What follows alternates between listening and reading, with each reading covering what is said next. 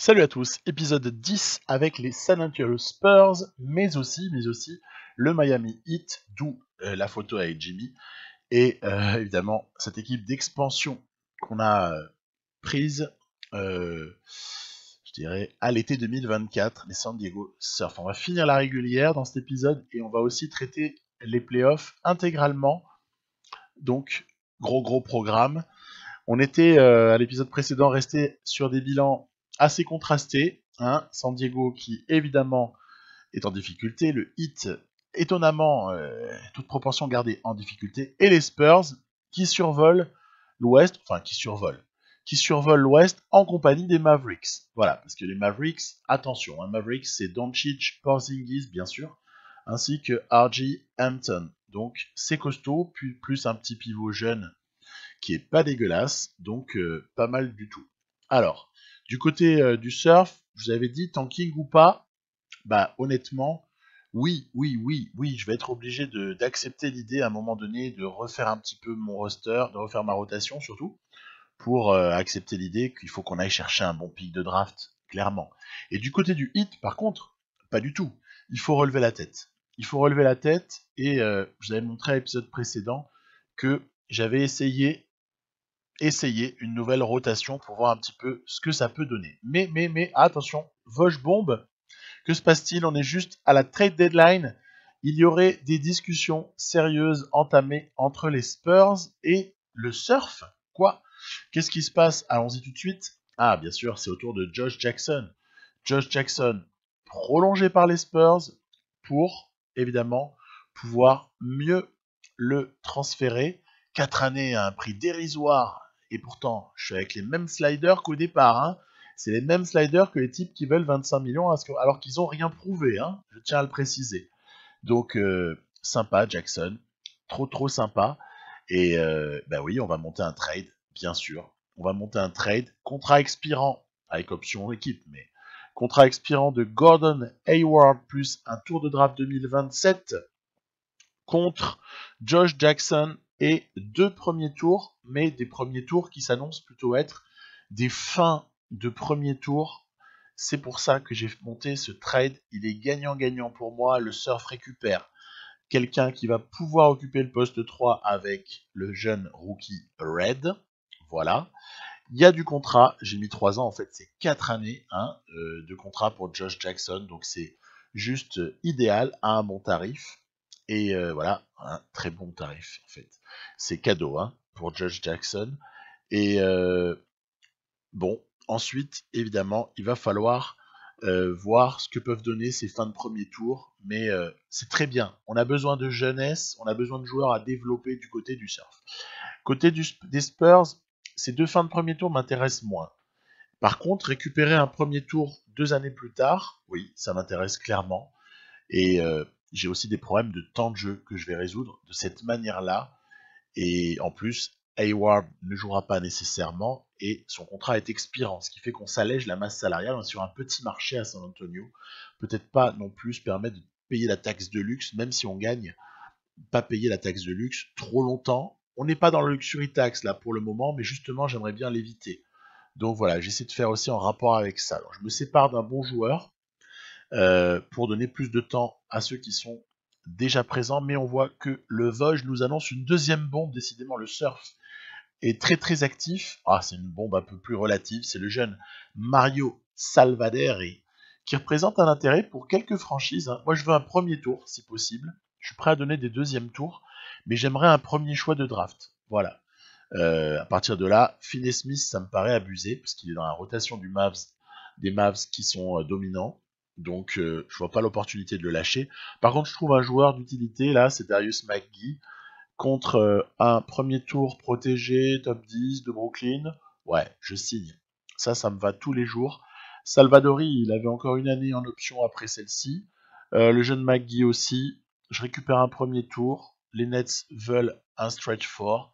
On est gagnant-gagnant. Salvador, il a encore du potentiel, mais il m'intéresse pas. Il est barré par Topin et je veux un autre type de profil de joueur.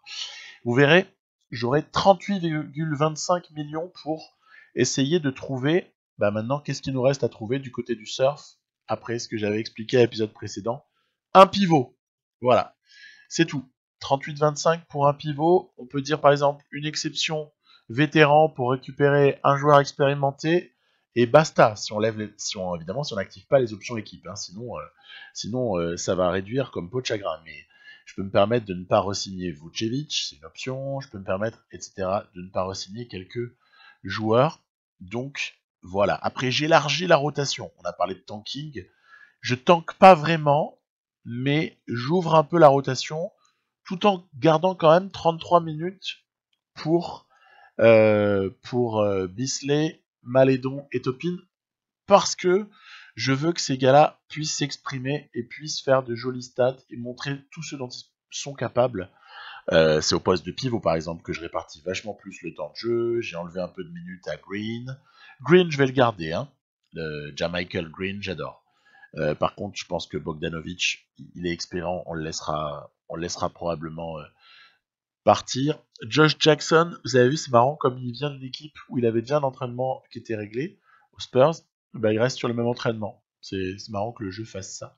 Allez, on revient du côté des Spurs, du coup, puisque la rotation du surf a été ajustée. Rotation nouvelle pour les Spurs, en l'absence de Bayless. Attention, dès qu'il reviendra, il reprendra pas mal de minutes. Mais ça permet de donner 12 minutes à ce petit jeune Leonard Turner, sur lequel je compte beaucoup à l'avenir. En plus, il a suffi que je fasse ma rotation pour que tout de suite Lee Bayless revienne. Donc on lui a vite donné ses minutes. Voilà. Vous voyez, malgré le temps de jeu qui n'existe plus pour Josh Jackson, je galère à donner autant de minutes que je voudrais à tout le monde. C'est pour dire. C'est pour dire l'abondance de bons joueurs. Mais je suis pas quand même mécontent de mettre d'effet entre guillemets de Josh Jackson, d'avoir trouvé en tout cas une porte de sortie honorable. Voilà. Attention, j'ai des jeunes là, il va falloir trouver le moyen de les laisser s'exprimer. On en reparlera peut-être un petit peu plus loin, parce que là, il y a un match à jouer qui est plutôt intéressant face à Malcolm Brogdon et les Pacers, dont on voit qu'ils se sont débarrassés de Miles Turner au profit de Goga Bitadze. Miles Turner, il joue aux Warriors là, dans la partie. Il a signé un joli contrat de 3 ans ou 4 ans, je sais plus. Et donc c'est Bitadze à 84 qui a magnifiquement progressé, qui a pris la place de Turner. On pourra aussi noter, hop là, petite action, ça c'est cadeau. Oui, on a des petites séquences où on se fait plaisir. Regardez, hop là, on remet la balle vite en l'air pour Bayless. Et oui, honnêtement, Turner qui part des Pacers, je pense pas que ce soit irréaliste. En ce sens que... Ah, ça pourrait arriver en fait. Pourtant, je suis un immense fan de Miles Turner, mais je verrais bien les Pacers s'en défaire pour laisser plus de place à Sabonis en fait. Là, dans la partie, Sabonis, il est encore aux Pacers, mais il est en sortie de banc. Donc pourquoi pas, hein. Et ils ont recruté, ça vous aura peut-être pas échappé, ils ont recruté Pascal Siakam. Donc ils ont leur franchise player en fait, c'est Siakam, avec Brogdon, avec un bon Bitadze, avec quelques jeunes autour. Honnêtement, c'est une équipe qui vaut bien mieux que son bilan. Et c'est pour ça que j'ai joué le match, c'est parce que je trouvais son roster assez intéressant. Allez, voilà, magnifique. Lonnie Walker juste avant l'horloge de fin de première mi-temps. On est pas mal. 29-21, on a été très très adroit, c'est à noter. Et ça continue un petit peu d'ailleurs en début de deuxième mi-temps avec un Cam Reddish notamment on fire. Quatrième faute, attention, quatrième faute de Lonnie Walker. On est même pas à la moitié du troisième quart. Je vais vite le faire sortir. Faut surtout pas se faire fall out pour Lonnie Walker. Voilà, donc après, hein, on est sur la nouvelle génération ici, hein, avec Hayes pour Bayless. Bayless qui va travailler en attendant un démarquage, en l'occurrence celui de Keldon Johnson. Keldon Johnson, le meilleur 6e homme cette année aux Spurs. Je pense pas que ce soit de là à pouvoir convoiter le titre de 6e homme de l'année, parce que du côté des Spurs, c'est trop réparti pour qu'on puisse parler de ce genre de choses. Aïe, il y a quand même des petites bêtises là, hein. On laisse revenir à 39-31.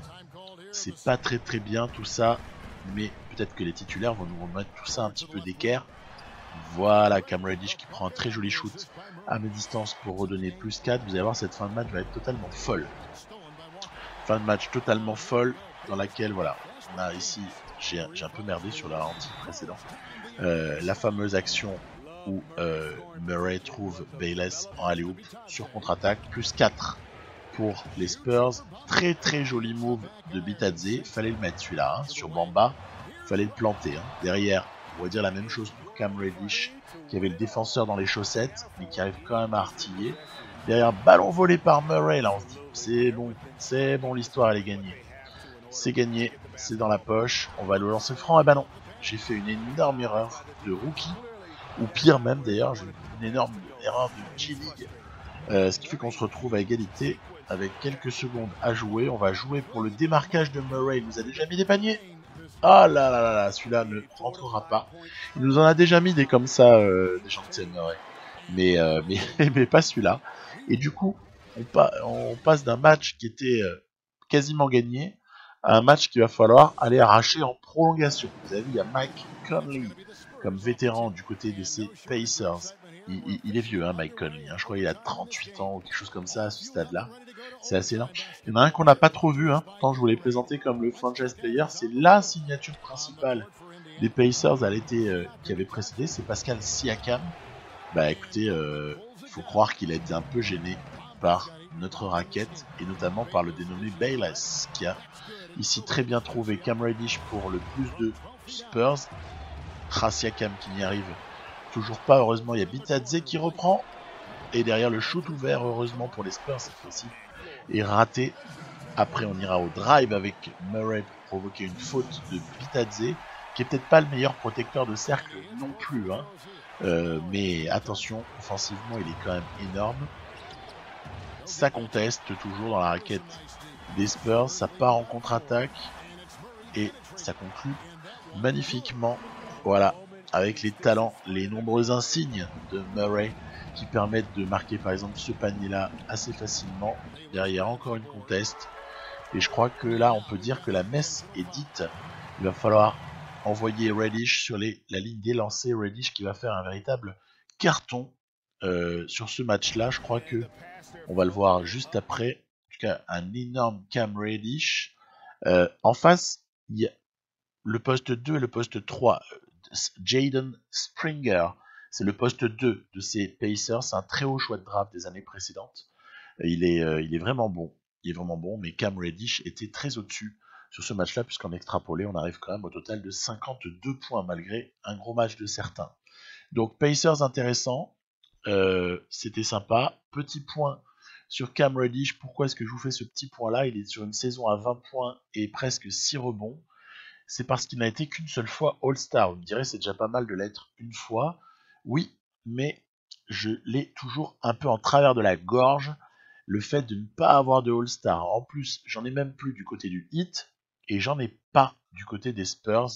En fait, en 6 années de jeu, je n'ai eu qu'une seule fois un All-Star, c'était en 2023.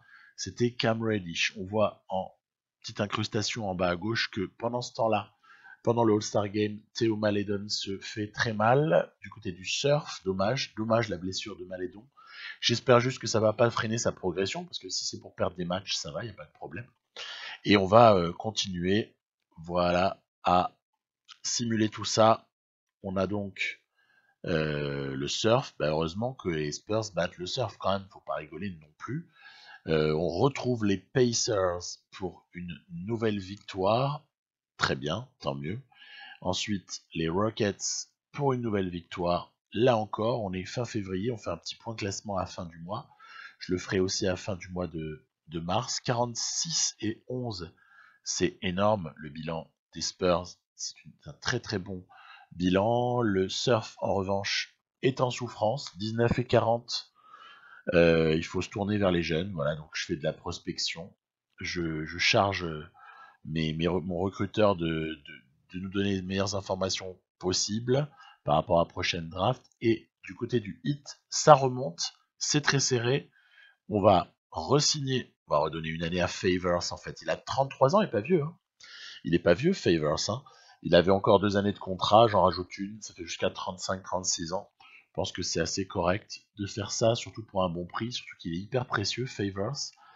Dans la foulée, il y a eu, donc pendant ce temps-là, une défaite contre les Mavs. Hein. Attention, c'est le deuxième.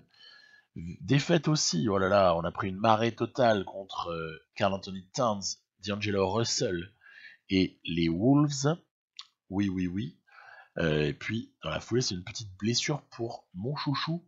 Donc, à partir de là, on ne prend aucun risque. J'ai du monde sur le banc pour pouvoir pallier à ce genre de choses.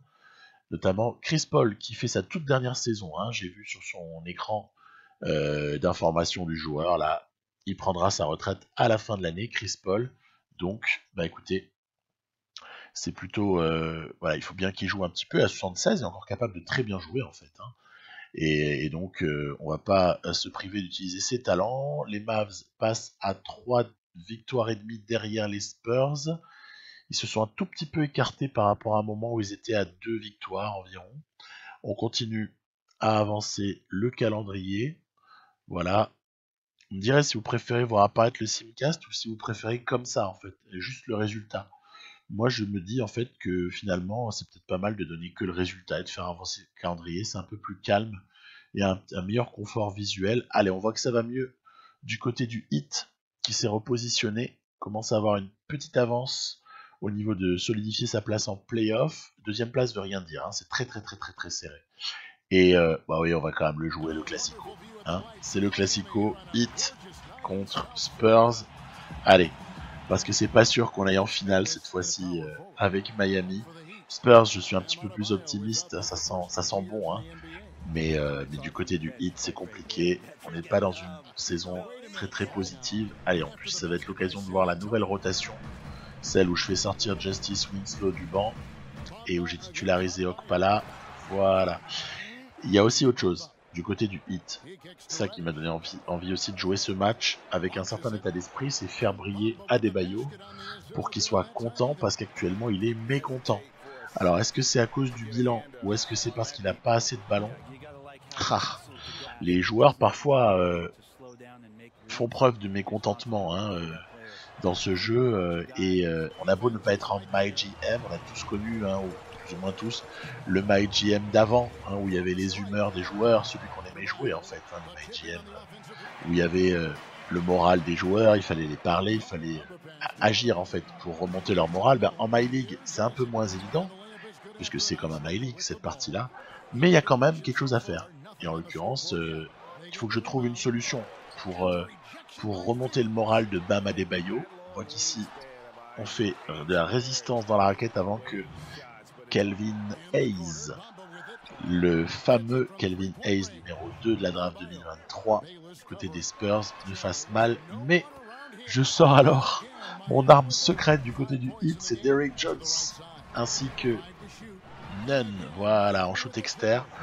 C'est vrai que dès qu'on commence à avoir de la réussite à 3 points avec ces Spurs, je vous dis pas les dégâts que ça peut avec ce Heat, pardon, bon, avec ces Spurs c'est pareil, mais dès qu'on a de la réussite à 3 points avec ce Heat, c'est une vraie boucherie. Et c'est ce qui permet comme ça de se dégager, de se détacher en quatrième quart par rapport pourtant à cette équipe des Spurs qui est un peu une des deux références de la Ligue hein, dans cette année 2024-2025.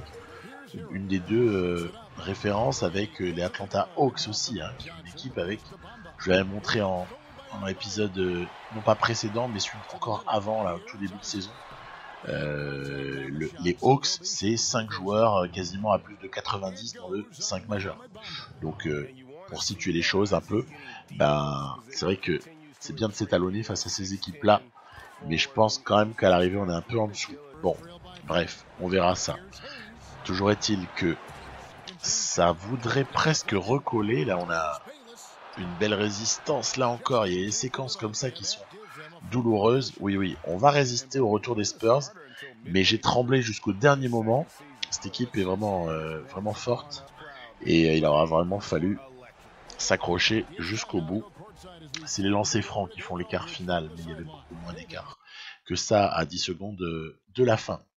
Le 6 sur 12 aussi à 3 points a fait énormément de bien du côté de Miami. Et c'est vrai que Dejounte Murray fait un beau match. On a été, allez, je dirais, relativement en difficulté face à Bamba, même si au niveau des passes, par contre, Adebayo qui fait un triple-double majestueux a quand même su montrer en quoi il était un peu, à mon avis, supérieur à Mo Bamba, même dans cette partie en 2025 maintenant. Il lui est supérieur globalement, c'est un meilleur joueur. Maintenant, Bamba est capable de prendre peut-être un petit peu plus de rebonds et de marquer parfois même aussi un petit peu plus de points. Donc il y avait vraiment match entre ces deux géants et voilà, on s'en sort, mais vraiment, vraiment sur la grinta, comme d'hab du côté de Miami. Allez, on continue, on est au 15 mars, on va terminer la régulière, faire quelques bilans et ensuite s'occuper des playoffs. Retour de Lonnie Walker, c'est pas dommage. C'est pas dommage parce que ce joueur fait... D'ailleurs, j'ai vraiment hâte que dans la réalité, les Spurs passent un petit peu à l'étape d'après et qui donnent enfin le temps de jeu que Lonnie Walker mérite, qu'il donne à ce joueur. Parce que, à mon sens, c'est la porte de sortie évidente. Hein. Ça sert à rien de donner 20 minutes de jeu à Bellinelli. Et ça sert à rien de titulariser Forbes. Je pense qu'il faut tout miser sur Lonnie Walker avec un Forbes en sortie de banc, par exemple. En tout cas, comme ça que je vois les choses IRL pour les Spurs. Si un jour on a la chance d'avoir la fin de la saison, mais on commence à s'inquiéter un petit peu. Allez, Dejounte, Lonnie, Cam Reddish contre cette équipe des Kings qui va en playoff. Attention, c'est une équipe de playoff. On leur a mis une avoine, mais ça veut pas dire qu'ils sont mauvais. Hein. Là, j'ai simulé par contre face au Heat. On va quand même pas non plus les jouer tous. Et on avance. Et la sale blessure. Oh, la sale blessure de Jimmy Butler, 6 à 8 semaines. Ça veut dire que dans le meilleur des cas, on le récupère pendant les demi-finales de conférence. C'est vraiment une horrible blessure. Parce que Jimmy a beau être âgé, c'est un élément essentiel. Du coup, je resserre ma rotation. Et je reviens à 8 là. C'est carrément une rotation à la Mike D'Antoni où on surexploite les joueurs et on les fatigue. Je prends des risques de blessures fatalement. Hein. Mais tant pis pour mes jeunes, Stanley et Pippen. Non, priorité à tous les joueurs que je connais. Il faut gonfler le temps de jeu. Du coup, Winslow et Okpala se retrouvent titulaires tous les deux, alors que j'étais un peu en balance entre l'un et l'autre. On prend pas de risque avec Mo Bamba qui se blesse légèrement. On pourrait le faire jouer. Hein. C'est une blessure qui supporte de jouer, mais surtout pas de risque. Les playoffs arrivent à grands pas, et puis surtout, on a des solutions. Bayless en pivot, c'est coquin. Hein, donc, avec Turner aussi comme backup. Donc il n'y a pas de problème à ce niveau-là. Victoire sur les Rockets. Ensuite, c'est un déplacement du côté de Utah, déplacement victorieux, puis réception des Minnesota Timberwolves. Ah, enfin on a pris notre revanche. Il y a ensuite un déplacement du côté des Mavs qui sont à 4,5. Donc ça va. Mais maintenant je vise autre chose. La première place, elle paraît relativement bien partie. Je vise la première place au NBA à ce stade-là. Par contre, pour le surf, c'est pas assez mauvais, ouais. C'est pas assez mauvais. 29 victoires, c'est trop à ce stade-là. Le Heat a quand même fait le push qu'il fallait pour solidifier sa place top 4, avantage du terrain au premier tour. Et je vais jouer justement un match. C'est contre la référence de l'Est, hein, on va pas se mentir. L'année dernière, c'était les Knicks, l'année d'avant aussi, et ça deviendrait plutôt les Hawks. Reste à voir quand même en playoff, hein, ce qui peut arriver, mais je pense que les Hawks deviennent une forme de référence dans la partie, donc gros test pour le Heat, on va voir. Essayer de prendre Trae Young en indiv, se méfier de la fulgurance de Herter. Et puis après, attention à DeAndre Hunter. Heureusement, il y a un peu moins feu follet en attaque. Par contre, c'est un drôle de défenseur. Puis il y a Collins, Wiseman dans la raquette. Wiseman, c'est balèze. Et Collins, il s'est super bien développé. Donc, il n'y a pas de maillon faible dans cette équipe. Elle est magnifique. Du coup, je commence toujours par mon petit système là. Le petit punch 25X. Allez, on donne la balle à Adebayo. Il va faire un peu obstruction sur le défenseur de celui qui fait l'appel ligne de fond pour un panier facile. Allez, Justice. Voilà, c'est ça qu'on veut voir. Voilà ce que c'est que Justice Winslow, bien évidemment. Après, il va y avoir un moment où les Hawks vont comme ça redoubler d'insolence. Ici, c'est leur petit backup là, meneur là. Ils ont backup arrière meneur là. C'est même quelqu'un qu'on connaît. Hein, par contre, c'est Harris des voilà les hoops. Bref, vous avez compris, on est en mode insolence. Même Wiseman, il va de sa réussite à 3 points et ça se passe vraiment pas bien. On va se le dire, hein, ça se passe pas bien du tout. Donc voilà, moins 10 environ. Derrière en plus, hop là, qu'il est beau ce move, qu'il est très beau. Et donc je vais sortir mes petites armes à moi. Hein. C'est les shoots externes de Kendrick Nunn. Ici en plus on va faire un 3+1. C'est rare le 3+1. Le 1 c'est pour Isaac et le 3 c'était pour Nunn. Et évidemment que l'horloge Okpala va encore jouer son rôle. On a une mismatch, on en profite tout de suite pour servir à l'intérieur Favors qui fait le boulot comme d'habitude en fadeaway. On est repassé devant. C'est ça qui est énorme, c'est qu'en fait, rien que sur cette petite série, on est repassé devant par une défense un petit peu plus, on va dire, agressive, un peu plus en réussite. Et puis, autant les Hawks avaient eu beaucoup de réussite en première mi-temps au shoot, autant en deuxième mi-temps ils en ont eu moins et comme par hasard on en a eu plus. Tiens donc, et c'est comme ça que le match a tourné plus ou moins à notre avantage, même si, attention, voilà, il faut se remettre au talent de Hero évidemment dans ces cas-là. Mais regardez, c'est pas fini. Werther, bam, ça revient à -2. Du coup, je me dis, réponse obligatoire. Allez, on va poser un petit système. C'est Winslow, regardez, qui va venir poser un écran sur Young. Voilà, Huerta n'a pas switché en défense. Et c'est ficelle pour un panier essentiel, plus 5. Évidemment, Trae Young est fulgurant, il est à 96 ou 95. Hein. C'est assez monstrueux, donc il nous sort des actions de l'espace. Mais c'est pas grave. On va là encore, voilà, faire appel à un petit écran, le pick and roll, et bam, dans le cercle. Ok, donc plutôt pas mal tout ça. On allait se rassurer, hein, je le concède, on allait se rassurer sur des séquences qu'on maîtrise hein, à des moments clés. Il est évident que si je ne joue pas de cette façon-là un match très serré, je sais que je le perds vu le niveau de difficulté. Donc je suis obligé d'aller me rassurer ouais, sur des fondamentaux, que ce soit les petits systèmes que je vous ai montrés en début, ou les petits pick and roll, les alley-oops. Les shoots comme ça en sortie d'écran. Bref, le basket du hit. Et bon, les joueurs sont contents. Ils peuvent l'être. 6 sur 6 à 3 points en deuxième mi-temps. On avait fait 0-4 en première mi-temps. On a bien redressé. Donc c'est une victoire, mais attention, hein, on fera pas toujours 60% à 3 points. Hein, voire même on le fera pas souvent ou jamais. Donc à mesurer, à tempérer, surtout pas croire que pour autant le Heat va se retrouver en finale NBA. Mais tout est possible. Voilà, tout est possible. Peut-être Hunter n'a pas eu la réussite qu'il aurait fallu. Et du côté d'Adebayo et Tyler Hero, on a tiré l'équipe vers le haut. Voilà, Kendrick Nunn a été très fort aussi sur ce match.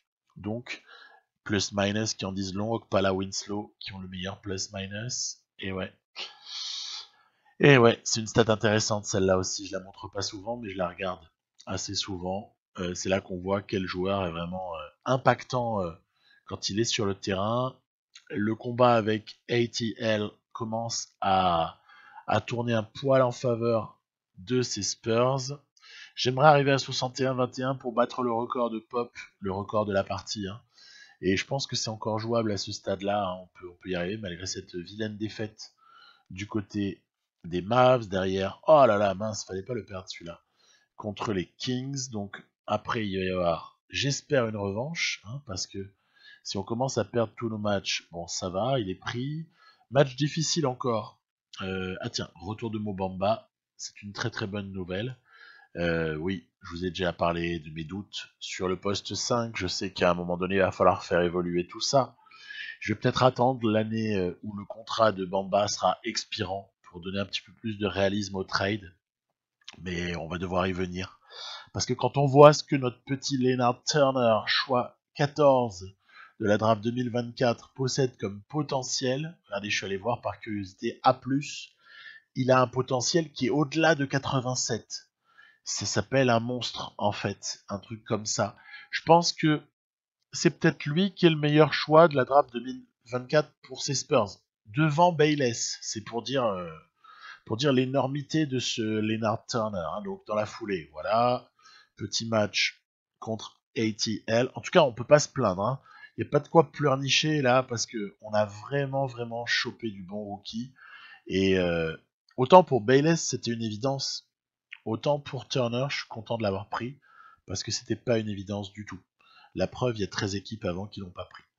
Donc voilà, Minnesota est battu. Les Rockets, est-ce qu'on va réussir à les prendre? Oui, on les prend. Et ça s'enchaînera avec un tout dernier match du côté des Raptors. On est à 63 et 18. Est-ce qu'on va aller chercher la 64e? Oui. C'est donc une excellente saison à 64 et 18, avec des bilans qui sont juste faramineux, à part l'adresse globale. La 19e adresse, c'est pas phénoménal, sinon tout le reste est vraiment super. Allez, individuellement, qu'est-ce que ça a donné? Un Cam Reddish à 21 et 6. Bravo. Bravo, voilà, c'est ce Cam Reddish là. Bayless n'a pas cessé de progresser au fil de la saison, malgré son faible temps de jeu relatif. Hein. C'était un choix, là encore. On a eu des belles contributions du banc. On a eu un bon Lonnie Walker, un Dej Murray qui était dans ses standards. Ramirez et Hayes, faut leur donner encore du temps. Parce que je fais beaucoup de travail d'entraînement pour eux. Donc voilà, on va pas se précipiter. Samanich, on connaît. On va regarder le bilan du côté du San Diego Surf. Quelques petits bilans à vous montrer. Puisque j'ai moins montré l'équipe là, forcément. Hein, je vais pas montrer comment on tank. Hein. Ça sert à rien. Hein. Les temps de jeu donc élevés pour Bisley, Malédon, Topin et Red, logique, et des statistiques plutôt encourageantes hein, dans la lignée de tout ce que je vous avais déjà dit dans l'épisode précédent et de ce que je répète, c'est que on connaît le noyau dur. On sait exactement qui on va garder, Malédon, Topin, Bisley, Red. Ça veut pas dire que je vais virer tous les autres, hein, mais en tout cas c'est là-dessus que je vais bâtir. La défense est un point fort, 3e defensive rating. Par contre, il y a énormément de progrès à faire offensivement. C'est une catastrophe. Et on peut pas dire que j'ai été très heureux non plus dans le choix de mes vétérans qui n'auront pas forcément apporté une super saison. Du côté de l'autre équipe d'expansion, le Virginia Storm. Voilà. Jalen Adams, j'en avais parlé à l'épisode précédent, intéressant avec son petit backup Herbert Brady. Moi j'aime beaucoup Josiah James, voilà, outre Colin Sexton bien évidemment, mais je trouve qu'ils ont un poste 2 qui est somptueusement bien garni. Otto Porter, Troy Brown, TJ Warren, en fait celui qu'il faut regarder c'est Howard Henry, qui est un rookie prometteur apparemment. Alvin Tate recruté pour 1 an et une bouchée de pain, ça va devoir se renégocier comme tout un tas d'autres contrats. Toby Harris, je l'avais montré dans l'épisode précédent, et le petit Pavic. Donc ils vont avoir des problèmes de contrat, eux. Attention, pas croire qu'ils vont forcément aller en playoff l'année d'après, parce qu'ils vont avoir des gens qui vont être gourmands et ils ont des contrats d'1 an sur certains joueurs, à l'image de ce backup pivot. Donc loin d'être gagné, je préfère ma stratégie à moi du côté du surf. Voilà. Mais ça va en playoff, hein, le Storm. Hein. Après, du côté de Miami, une excellentissime saison de Hero, très bonne saison de Isaac, un petit peu en demi-teinte pour Jimmy B, et on l'avait déjà dit, Winslow qui est un petit peu en demi-teinte, et un Okpala par contre qui a vraiment progressé, et l'adresse au shoot aussi assez faramineux, je crois qu'il y a 43% à 3 points. De manière générale, l'adresse globale à 3 points, elle est montée dans la ligue dans cette partie, au fur et à mesure. C'est un truc qui est à noter. La moyenne NBA, maintenant, elle est plus au niveau des 33-34%. Elle est à 37, vers la 36-37. Donc c'est ça aussi, c'est un phénomène à prendre en compte. On parle d'adresse, on parle de phénomène, Luka Doncic, MVP. Ouais, génial. Rookie de l'année, Lee Bayless. Ça paraît mérité. Ça paraît totalement mérité. Ensuite, 6e homme, c'est moi qui l'ai choisi par contre, c'est BG Boston. c'est le joueur du Jazz. Il est trop fort. Dans cette catégorie, Keldon Johnson ne peut être que mentionné. Par contre, le titre aurait pu revenir à Nico Mannion qui fait une saison de malade. Ensuite, Defensive Player of the Year, c'est moi qui l'ai choisi aussi, c'est Jaren Jackson. Les autres, j'ai laissé l'IA. Hein. Ça aussi, Théo Malédon, c'est l'IA qui a choisi, j'ai laissé. Et Tim Duncan, Coach of the Year, ben voilà, c'est génial. C'est, je crois, la première fois, non, qu'il est dans cette partie, il me semble. Et en plus, on a une énorme bonne surprise. Oh là là, merci Lia d'avoir mis Cam Reddish first All-NBA. Là, je suis content. Je suis vraiment content. En plus, le mec, c'est un two-way player de ouf parce que il défend sur l'extérieur. Vous allez voir les shooting charts défensives, elles parlent d'elles-mêmes. Hein. Après, on a une magnifique seconde All-NBA team, hein, ça va de soi, avec que des immenses joueurs. James Harden, Tyler Hero, bravo, tiens, incursion de Tyler Hero dans les All-NBA Team. Kevin Durant, Kristaps Porzingis, Jackson, magnifique pour ce qui est de la troisième également. Alors là, les defensive teams, j'ai envie de jouer ni contre la première, ni contre la deuxième. Vous avez vu, Jimmy B, il a beau faire une saison statistique un peu moins bonne, en défense, c'est un chien. Il a rien lâché quand même.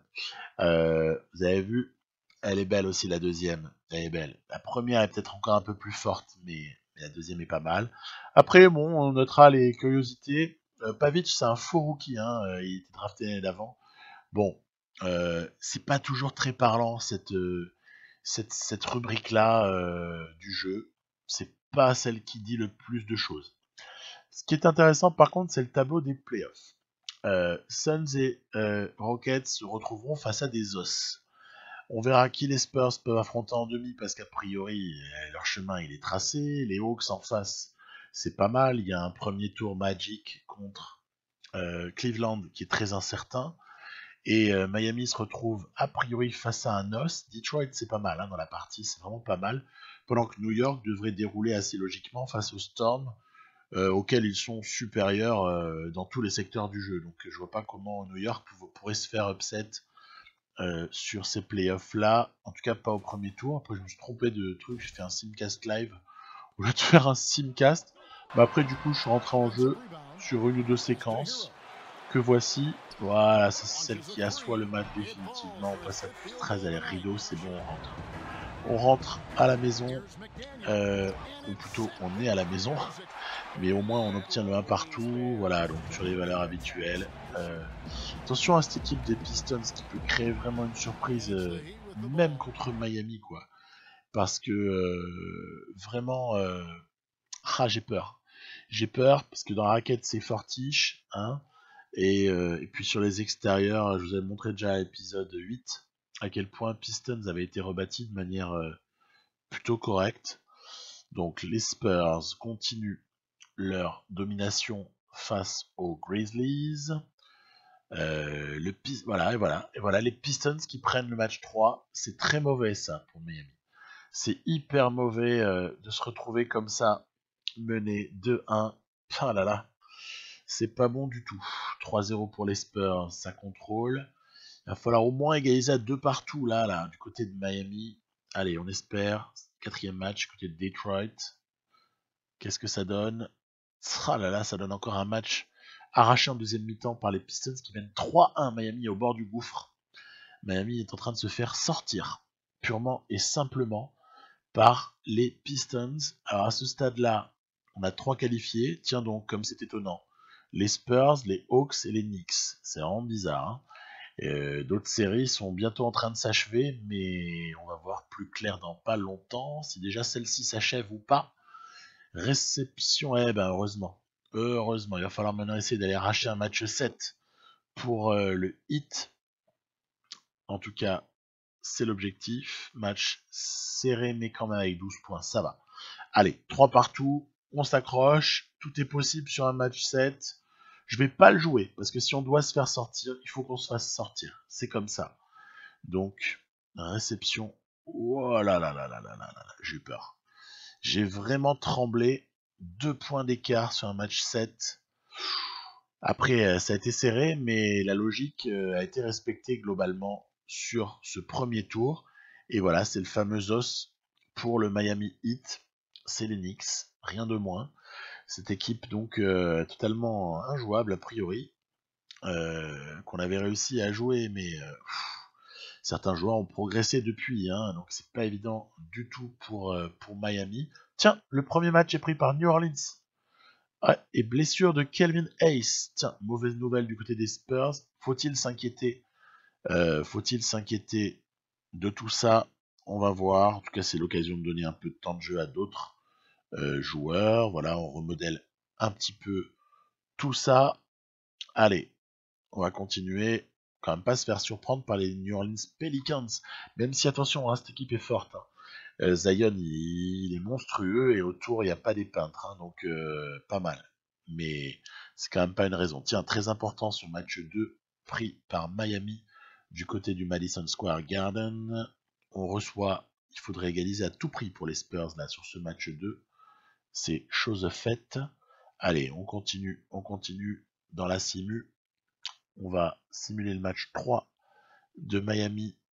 Reçoit les Knicks, mais se fait prendre malheureusement. Donc bon, ok. On notera au passage, j'en profite vite tant qu'il y a un temps mort. Pas de temps mort presque, mais les Suns et les Rockets, nos anciens ennemis des Spurs, se sont fait sortir tous les deux au premier tour. On voit qu'il y a quand même une tendance. Ces deux équipes-là sont moins fortes que dans les premières années de la partie. Allez, qu'est-ce qui va se passer? Match 4. Oh que c'est serré. Oh que c'est serré, c'est arraché par Miami pour revenir à 2 partout. Pas évident du tout. Jimmy Butler guéri, tiens, c'est pas la meilleure nouvelle du monde ça.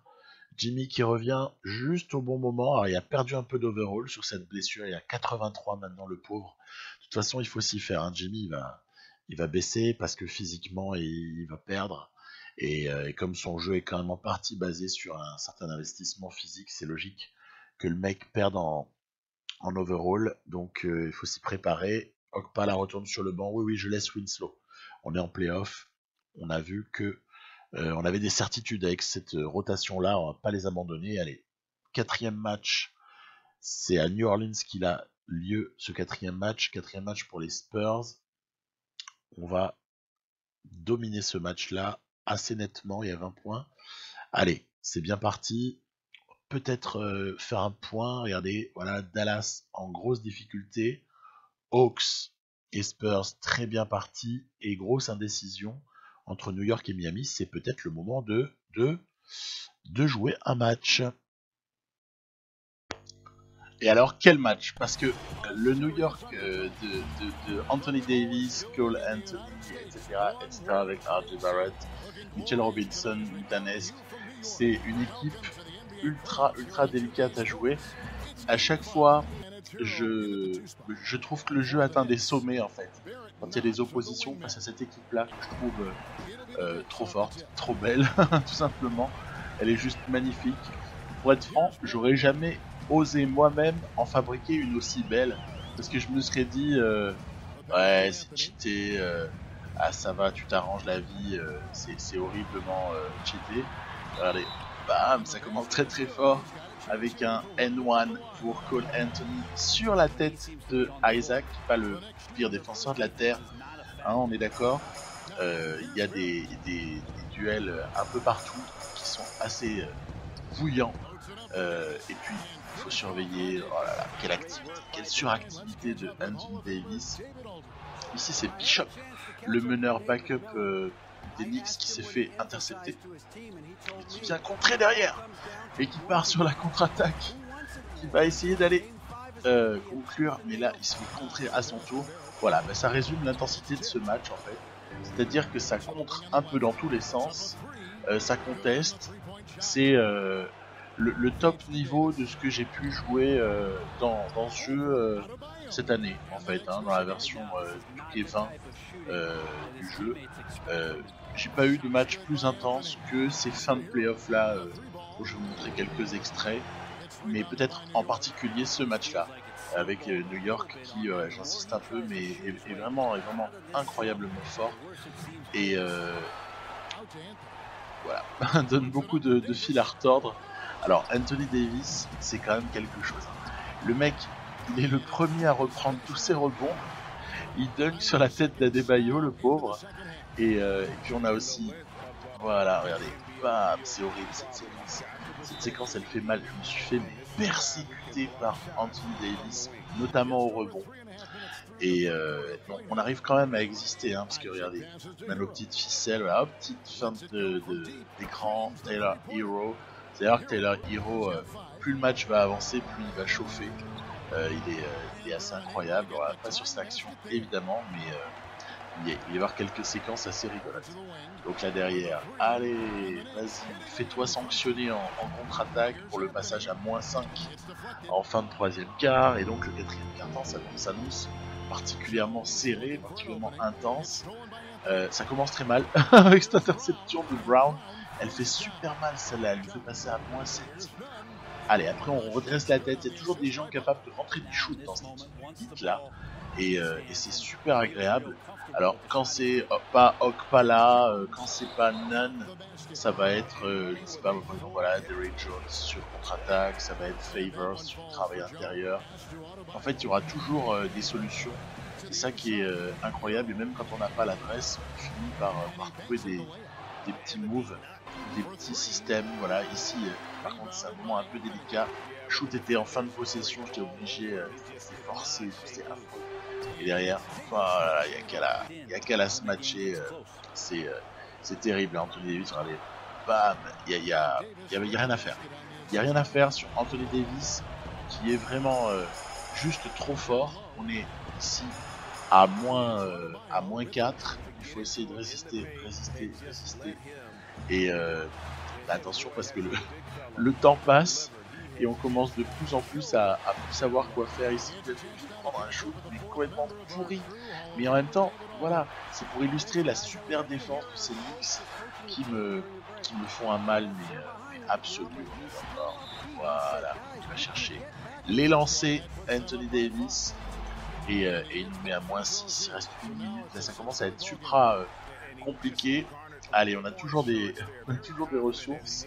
Est-ce qu'éventuellement Tyler Hero pourrait pas nous sortir un petit peu de sa boîte quelque chose? On se souvient l'année qui avait précédé, il avait été juste monumental contre ces Knicks. Est-ce qu'il n'y aurait pas moyen de rencontrer de nouveau ce cas de figure? Il a progressé en plus. Donc là, il vient de mettre un 3 points assez immense. Et ah là là, ça fait mal ce alley-oop. Magnifique pour Robinson. Il les fait passer à +5. On est vraiment en galère. Est-ce que Hero pourrait mettre encore un shoot dont il a le secret? Ah là là, le in and out. C'est dommage. Là, il faut peut-être faire faute. On va essayer de couper le temps. Voilà. Moi, je le fais en manuel. Hein. Je le fais presque jamais en automatique. Du coup, je le désactive. Parce que sinon, l'IA a tendance à faire faute alors qu'on a toujours des espoirs de récupérer la balle. Regardez. C'est quand même pas mal. Hein. Hero, il est on fire sur cette fin de match, il nous ramène à -3. Allez, il y a toujours de l'espoir. On essaie de taper la boulette parce qu'on sait qu'il y a moyen toujours de faire des trucs, de piquer des ballons. Évidemment, on perd du temps, hein, c'est une évidence. Hein. Mais en même temps, vous allez envoyer Cole Anthony sur la ligne, il va en mettre 9 sur 10. Ça sert à que dalle. Autant perdre 4-5 secondes à tenter une interception. C'est bien de voir les choses. +5. Et regardez, il n'est pas vilain le prochain. Shoot totalement désespéré en reculant de Tyler Hero qui replante le panier pour revenir à -2. Et là, on se dit, c'est de nouveau possible. Parce qu'il suffit qu'il en rate un des deux. Et on peut égaliser encore par un 3 points. Ce match, il est crucial. L'équipe qui va mener 3-2 va s'imposer, probablement. Et voilà. Cole Anthony, il a dit non, c'est terminé le match. Là. Il est terminé.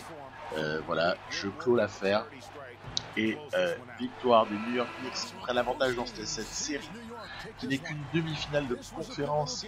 Il y a Atlanta qui chauffe aussi de l'autre côté là, qui est très très fort. Peut-être que aucune de ces deux équipes en fait n'ira en finale NBA, on n'en sait rien. 7 sur 24 à 3 points sera la stat que je retiendrai dans ce match pour mon Miami Heat qui aura quand même été hyper gêné en défense, par la défense des Knicks et avec un extrapolé juste considérable pour Anthony Davis. Alors évidemment, On voit 34 points, 38 rebonds, le 38 rebonds est choc, mais il faut le ramener, il faut le ramener soi-même, se dire bon bah ok, il a fait un 34 et 20 rebonds, voilà. Et puis c'est vrai que l'extrapolation des rebonds, elle est un peu moins réaliste que d'autres aspects du jeu. Et de toute façon, on est bien obligé de faire des choix. Ou alors il faut jouer tous les matchs en intégralité. C'est pas mon cas. C'est pas mon cas parce que ça prend trop de temps au final. Donc on enchaîne avec un 5e match là aussi, mais de l'autre côté, du côté de l'Ouest, où San Antonio a la possibilité de conclure la série face aux Pelicans. Pelicans qui sont vraiment pas mal. Il y a un meneur là qui est juste incroyable, c'est Cunningham, qui est waouh, quel joueur. Et puis nous on a quand même un drôle de type qui plane tel certains illustres aînés. Je parlais de planer, donc je peux pas mentionner Clyde the Glide. Hein. Vous vous souvenez de Clyde Drexler, c'est pas le même poste du tout, mais il y avait des gens qui avaient prouvé, ou alors Michael Jordan évidemment, qui savait voler finalement, l'homme peut voler. Bamba dans ce match va prouver que ouais, il y a des gens qui savent encore voler. Et du côté des Spurs en l'occurrence. Donc j'ai envoyé du alley-oop dans tous les sens. À chaque fois, ça fait mouche, ça éclate. Et puis en plus, on n'est pas malheureux sur l'adresse externe, avec notamment Cam Reddish qui fait un super match. Mais est-ce qu'on est surpris? Cam Reddish, il est probablement dans la meilleure saison de sa carrière là, en cette année, en cette saison 2020. Voilà, bam, tiens, mange-toi ça le alley-oop. Dans cette saison donc 2024-25, c'est pour moi la forme de sa vie hein, pour Reddish. Pas loin d'être la forme de sa vie aussi pour Bamba. En fait, j'ai quelques joueurs comme ça qui atteignent un peu leur top, leur zénith. Hein. Ils atteignent leur top pour aller. Alors celui-là, il est pas vilain. Le dunk de Zion, oui, mais regardez, hop, on est des filous du côté des Spurs. Sur la contre-attaque, on remet tout de suite dedans. Et c'est signé Cam Reddish, bien évidemment. Voilà, joueur essentiel au niveau offensif. Ici, c'est un move de Bayless contre la planche, voilà. On a tout en magasin, en fait. Cette équipe est très très forte. Pour autant, elle n'a pas un joueur au-dessus de 90, ni même à 90. Donc on se retrouve tout le temps en face de nous, là, en fin de playoff, face à des équipes qui ont au moins 2 joueurs à plus de 90. Mais c'est pas bien grave. C'est pas bien grave parce que on a je sais pas, une espèce d'alchimie, il y a un truc qui se passe en fait, une rentrée. Les remplaçants, c'est pour ça que vous êtes insoucié Chris Paul là, qui était sur le terrain. Et puis le pire dans tout ça, c'est que l'équipe se renouvelle. C'est-à-dire que on a déjà le futur pivot invraisemblable, j'en ai parlé précédemment, c'est Leonard Turner. On a un ailier qui pour le coup devrait vraiment apporter beaucoup, c'est ce Kelvin Hayes là que j'avais drafté l'année, il y a 2 ans donc. Et bon, ça se renouvelle en plus d'avoir les joueurs essentiels qui sont à maturité quoi. Du coup, les Pelicans, tout forts qu'ils soient, n'ont pas été en possibilité de résister vraiment dans ce match-là. Et c'est encore une jolie perf à la passe, par exemple, pour Reddish, Murray et Walker, qui sont un peu mes 3 principaux ball handlers avec Keldon Johnson aussi. Hein. Je fais créer du jeu aussi par Keldon Johnson et par ces 3 que j'ai nommés. Allez, la vérité, est-ce qu'il y aura un match 7 du côté de la série Knicks contre Miami? Eh bien non. C'était donc la fin de l'aventure pour Miami dans ces playoffs 2025. Et cette fin, c'est contre les Knicks. En même temps, il n'y a pas de quoi rougir. Les Knicks, hein, c'est juste très fort. Qu'est-ce qu'ils vont faire face aux Hawks en simulation? C'est ça qui peut être intéressant pendant que les Spurs démarrent une opposition face aux Mavericks de Luka Doncic, R.J. Hampton. On peut citer Kelly Oubre, évidemment Kristaps Porzingis. Voilà, ils ont aussi un pivot pas vilain, un jeune qui s'appelle Arnold. C'est un pivot qui a été créé dans la partie et qui est bon, il est au-dessus de 80, donc c'est pas mal. A priori, ils ont en plus un banc avec Taurean Prince, ils ont un banc avec Finney Smith. Il y a comme ça quelques joueurs qui sont loin d'être ridicules et qui peuvent vraiment faire des Mavs. Voilà, véritablement la deuxième meilleure équipe de l'Ouest dans la partie. Là, on peut le dire sans trembler. Et puis ils ont le meilleur joueur du jeu avec Doncic. Hein. Et pourtant, regardez, ça se passe quand même assez à sens unique. Bon, Reddish, il a fait 37 points de moyenne sur les 3 premiers matchs de cette série. Ça veut dire qu'il n'y a personne en fait capable de stopper Reddish du côté des Mavs. Peut-être la petite évolution possible pour cette équipe-là, ce serait d'avoir un poste 3 capable de se donner sur des missions défensives particulières pour embêter un petit peu plus ces Spurs. Donc j'essaierai de voir si à l'intersaison je peux pas leur magouiller ça pour qu'ils aient un poste 3 encore plus fort. Peut-être échanger Oubre plus un tour de draft, on verra. Histoire de faire des Mavs un contender encore plus crédible. Et puis donc on a cette finale entre... Oui, alors Turner, à chaque fois que je vois la barre, le polygone de potentiel, j'ai l'impression de rêver en fait. Tellement le type me paraît voilà, invraisemblable. 3-2, puis 4-2 pour Atlanta, qui rejoint donc les Spurs. C'est la première finale d'Atlanta dans cette partie. Il aura fallu attendre la 6e année de jeu. New York qui avait été, les Spurs, bon ok, Miami. On avait eu également de très bons Rockets, de très bons Suns.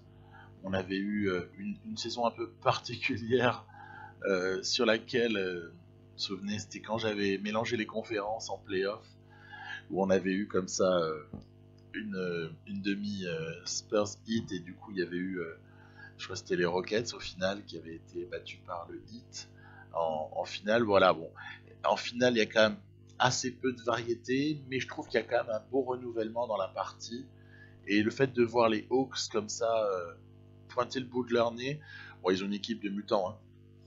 Une équipe juste incroyable, c'est sympa, ça veut dire qu'il y a vraiment quelques équipes qui dominent.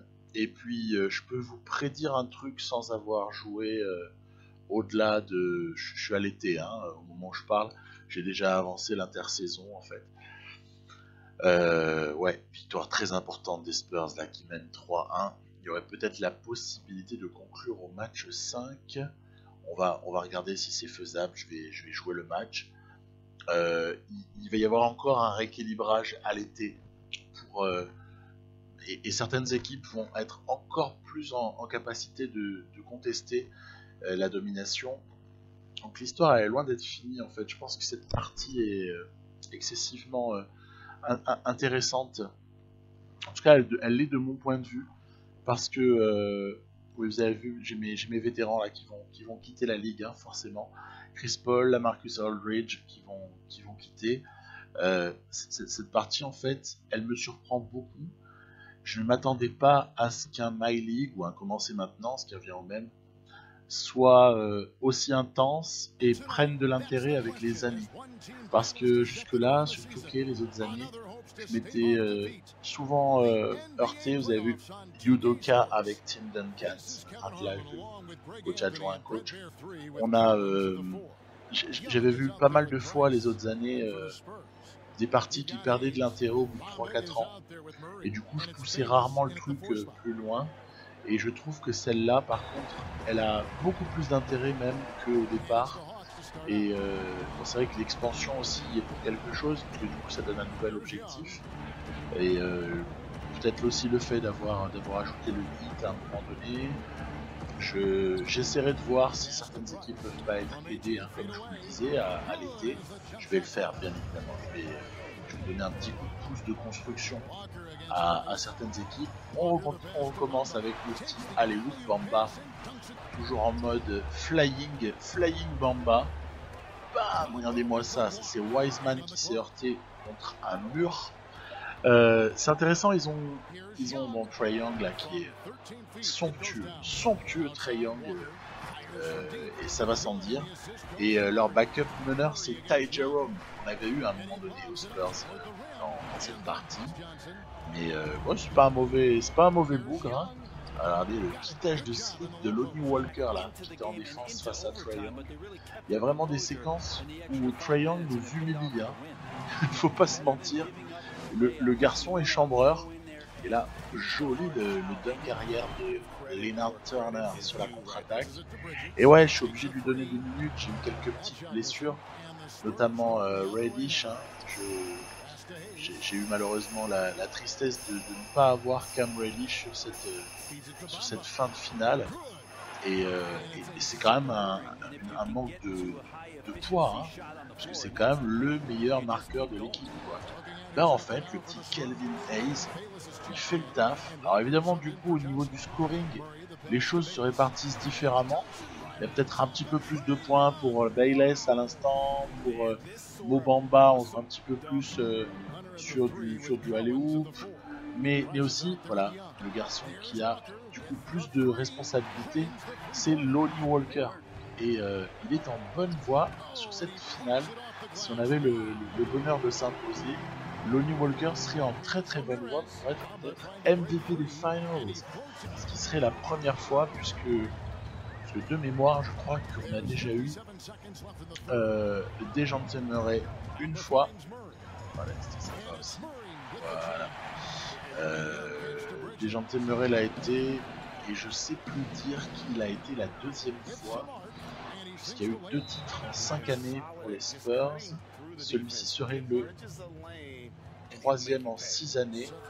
Donc je crois que c'était peut-être Bamba, je suis pas sûr. Donc voilà, regardez-moi ça.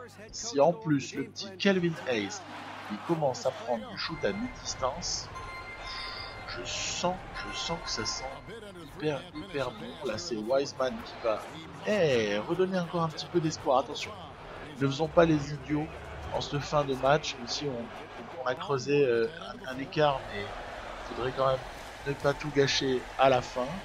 Ça m'est arrivé récemment 2 ou 3 fois de gâcher des écarts à la fin, et parce que je me relâchais en fait au niveau du jeu. Et allez, voilà, hop là, ça c'est DeAndre Hunter qui a quand même pas réussi à mettre le panier. Là on se dit 30 secondes, 6 points, les lancers, voilà, l'histoire est terminée, il n'y a pas de problème, on va être champion. Là il faut toujours se méfier. Parce que déjà là on va avoir une super petite action. Hop là, il y a Price qui va venir comme ça en tête de ligne à 3 points et qui va dégainer magnifiquement, ce qui va ramener le score à -5. Et là je vais déconner, regardez. Oh là là là là là là là. Je me fais intercepter sur un remise en jeu, mais quel plouc. Et du coup ça revient à -3. Et donc là vigilance. Là on va assurer notre coup. Voilà, ici. Et en fait sur le press tout terrain, les Hawks ne font pas réellement faute, ce qui va nous permettre d'aller du coup forcément d'aller au panier. Et on va comme ça a priori clore l'histoire. Attention, oui, l'histoire est terminée. Ce sera Mo Bamba qui aura le mot de la fin. Et le shoot aussi, voilà, des Hawks raté. Rebond pris par Bayless, tout un symbole, la jeunesse qui comme ça s'impose déjà avec ses petits Spurs, avec John Bayless et rookie, hein, mais c'est un rookie d'un autre monde, hein, Bayless, c'est pas le rookie lambda. Hein. Hayes, voilà, Ramirez, c'était en 2022. On a de l'avenir. Tout comme cette partie. Alors là, dans l'épisode 10 qui s'achève, on aura terminé la 6e saison de cette partie. Prochainement, je vous proposerai la suite avec un été sur lequel pas mal de cartes peuvent être rebattues. Ça peut être assez intéressant. Et puis surtout, on a beaucoup de choses à développer du côté du San Diego Surf. Et allez, je vous donne un petit spoil. On m'a dit que le jeu avait réparé le bug. Lonnie Walker, MVP des Finals. On m'a dit que 2K avait réparé le bug des hommes invisibles vous savez, ce qui m'avait empêché de faire mon expansion à Seattle. Donc, si ça fonctionne, je ferai mon été pour San Diego et après je déménage et j'irai à Seattle. Je pense que ce serait tellement beau de revoir le maillot des Sonics, surtout que c'était le projet initial. Hein. C'est pas non plus, ça tombe pas non plus de nulle part. Voilà. Donc, je vous souhaite à tous une bonne santé, à votre famille, à vos proches, et puis vive la NBA. J'espère qu'on en aura quand même un jour ou l'autre. À plus, bye bye.